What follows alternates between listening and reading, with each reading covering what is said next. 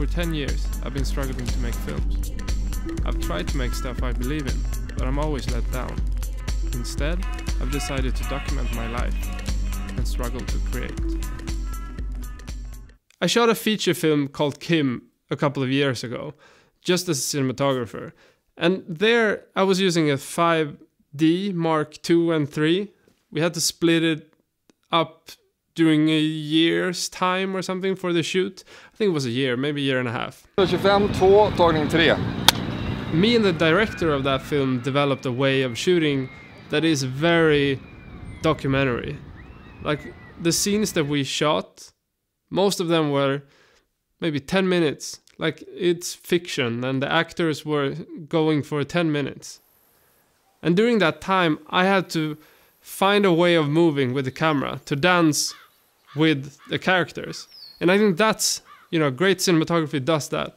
It finds a way to cut between motions and to find a way, to capture the essence of whatever the story is, but also make it, live. And that, I think, for me at least, was a big learning experience to shoot a fiction film that really captures, a documentary style, but everything is so thought out, so you have to really create it. And that was a, huge obstacle to overcome, because when you shoot a documentary, you're pretty much, just reacting to things. And by rehearsing, we were able to create a way of, reacting to the actors. So I had to be guessing what they were going to do, because the movement that I did was more natural when I didn't know what was happening. So I didn't want to read the script, for instance. Those things are cinematography choices.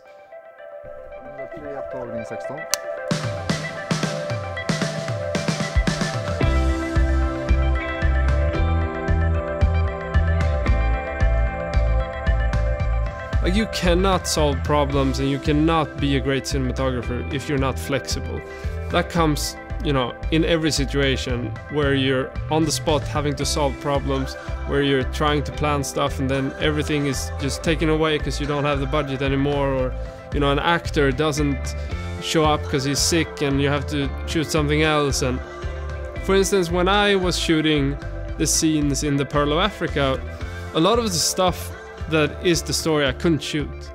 Then you need to think about how do I cinematically capture this and tell this story? That isn't, a documentary way of thinking about things. At least not the obvious, way of thinking about a doc. But a lot of the time, the best and most amazing stuff, it comes from a creative problem. Having to solve a story problem. Like, how do I capture this? How do I tell this story to the audience? That can, show how great you are as a cinematographer. Or you, as an aspiring cinematographer, have a challenge there to try to tell stories from nothing. Maybe you don't have the actor, so you have to capture it by just close-ups or something like that. But you have to focus on the story. Story is everything.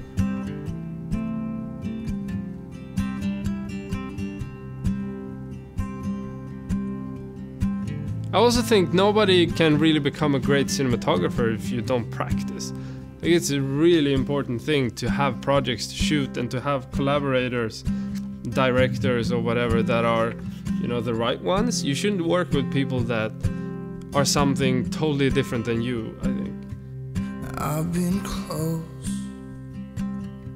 and here I stand, nothing to show.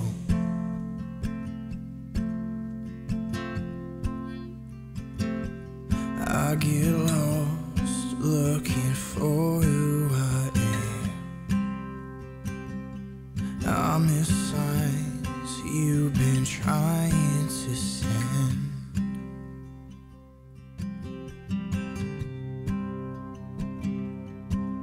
So Rodrigo is also saying this. It's traditionally considered part of a cinematographer's job to make the actors look beautiful.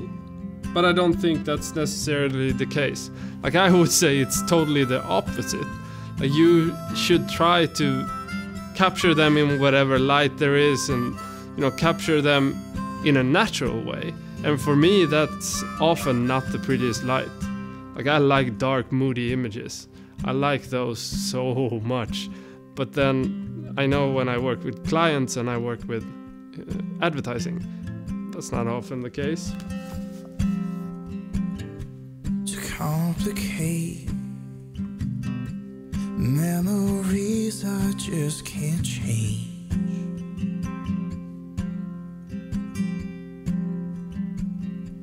I get lost looking for my soul,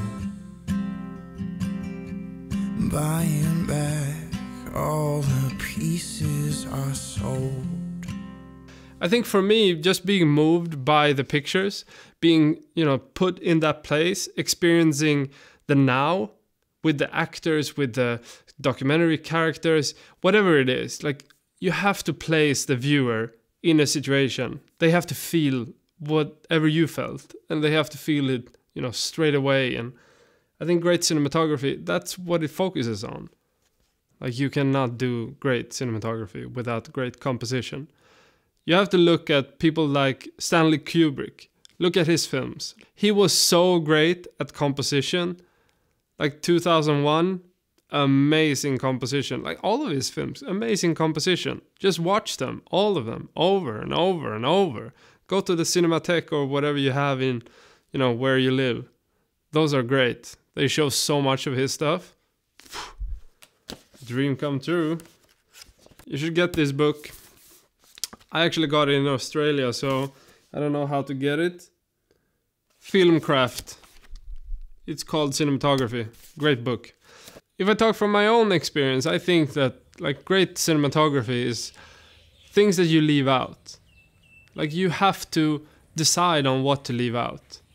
Because the role of the cinematographer is to capture the audience attention. You need to capture the audience attention and to leave them guessing. Because that's what's gonna keep them watching. It doesn't matter if you create pretty pictures, really. Because everything is about the story. You need to capture the story and you need to make it interesting. Cinematography can really help when it comes to that. It can create suspense, it can create comedy, it can create, a mood that aids the story. And that, I think, is key. But then, if you also can make it look beautiful, why not? Like, I'm a big fan of pretty looking films, but not just for, being pretty. They have to be telling a story and they have to capture an emotion. For me, emotions are key to cinematography. I always, like, with everything I do, with the composition, with the movement, with the color, the lighting, everything, I always think about emotions.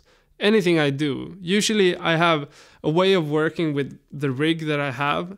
I usually do small movements. I usually just move a little bit, like just lean a little bit to the side. Those types of movements I really like. Or you just push in a little bit. I use those types of things when I go handheld. Okay, so that's gonna be it for now. Cinematography, what do you think? What's great cinematography? What sucks? Let me know, comment. Check out this guide to cinematography that I put together. You took my hand.